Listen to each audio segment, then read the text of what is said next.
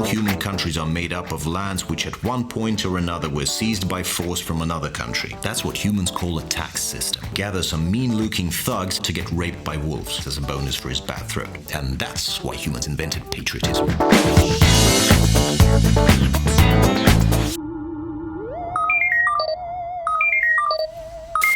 Hello, Zorn. Zorn? Zorn?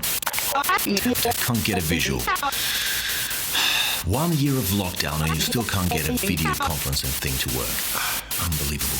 Okay, let's just do it without the image. What's the problem now? They said you're not a patriot? That means your brain functions normally. Yes, your brain functions normally. That's good. You see, patriotism is a form of brain malfunction that distorts reality. They say it's a good thing? Well, yeah, they tend to. You see, humans don't really understand what patriotism is. Many call themselves patriots, but they really have no idea.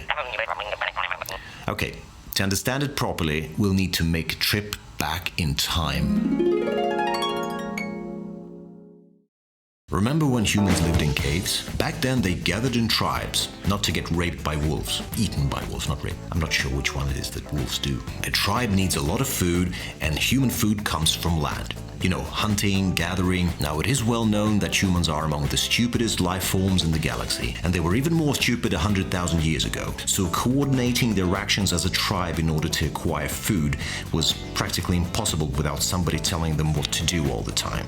The only means of communication they mastered at the time was sonic, so the loudest shouting human would usually be the one they followed. That loud shouting leader got the best bits as a bonus for his bad throat. Land resources were limited, so they had to kill off other tribes in order to limit the competition. Then they learned to farm, and all of a sudden people became precious. Suddenly tribe chieftains not only needed the land, but also more humans to farm the land. So those loud shouting chieftains would now gather some mean-looking thugs, visit a farm, and then offer the farmer protection. Offering protection is a human way of saying, give us your food or we will kill you and take your farm. That would of course be a bad thing for both parties. The farmer would not like it because humans just hate being dead, and the chieftain would only get a short-term reward, because if the farmer is dead, there's nobody who can produce more food in the future. So they agreed the farmer would give away some of his food every year for not being killed. That's what humans call a tax system. That used to work out pretty well until another raiding gang would show up and demand the same. Paying tribute to everyone would become unsustainable. The farmer would starve to death, leaving all the raiders with less food. Humans needed to be clear on which farm paid whom, so they started drawing borders.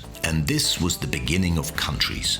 A country is a defined area of the planet where all humans who have anything of value must give away some of it to the same armed band of thugs in return for not being killed. The more humans with resources there are, the better off the loud shouting chieftain and his thugs are going to be. So they have figured out that if you have more thugs than the chieftain in a neighboring country, your thugs can chase away their thugs and then gain more territory, and thereby increase your income. But that's easier said than done. Firstly, chasing off armed human thugs is a much greater commitment than just scaring unarmed, hard-working farmers, because it's just more likely to get you killed, and humans hate dying. So you actually need to motivate people to risk their lives only to help you stuff your pockets. Secondly, the larger your country is, the harder it is to hold it together.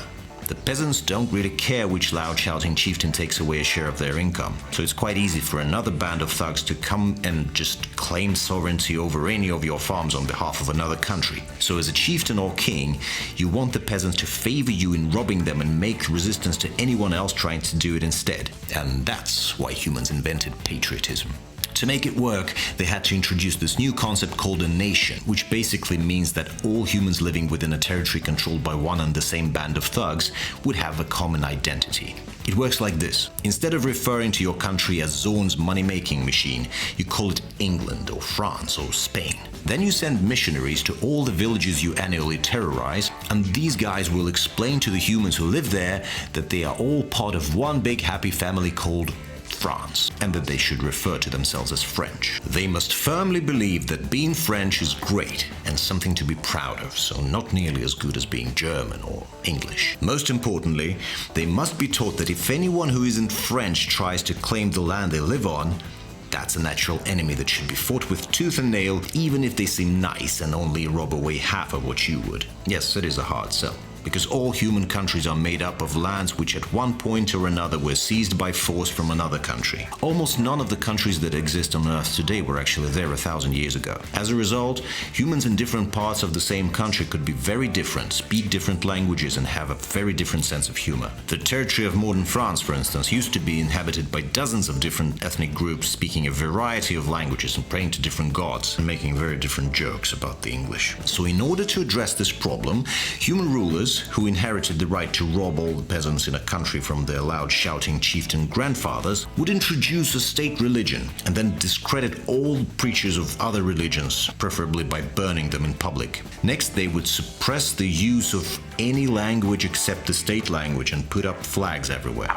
You know, flags, pieces of fabric that flap in the wind. Waving them makes humans feel very patriotic. Yes, so on one hand they would suppress, forbid and discredit all attributes of local group identity. On the other hand, they would impose, encourage and glorify the newly introduced national identity, which they quite recently began calling nationality. To make other humans believe that nationality was something real and not just another fake concept conceived just to give them a reason to risk their lives for the king, kings had to cultivate it systematically and persistently. They would make sure the notion of nationality was taught to children. They would make jokes about other nationalities in order to make everyone feel better about their own. And it would probably not have worked had they not invented world championships in sports. Nothing unites humans more around a flag than a shared desire to get an inflated sack across a drawn line before a group of humans with another flag does. Feeling happy about this is what they call patriotism.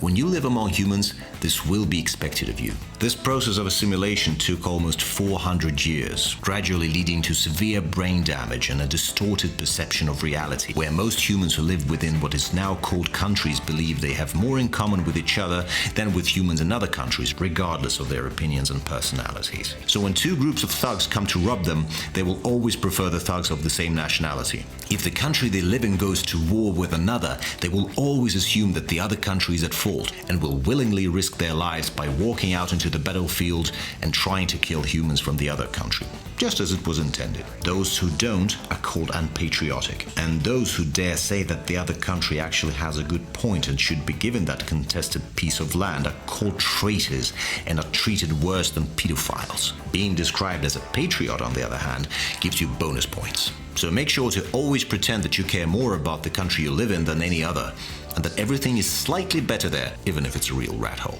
You'll be surprised how many will agree. Like I said, it's a serious brain malfunction. Was this description of patriotism unfair? Were your patriotic feelings hurt? Do you honestly believe that you live in the best country in the world? Or do you believe that every country can be the best country in the world because patriotism is, relative? Go ahead and share your thoughts in the comments. If you like this video, please hit the like button and help others discover it. I'm Michael Sender, and this is Aliens About Humans, where we try to look at human life through the lens of an alien.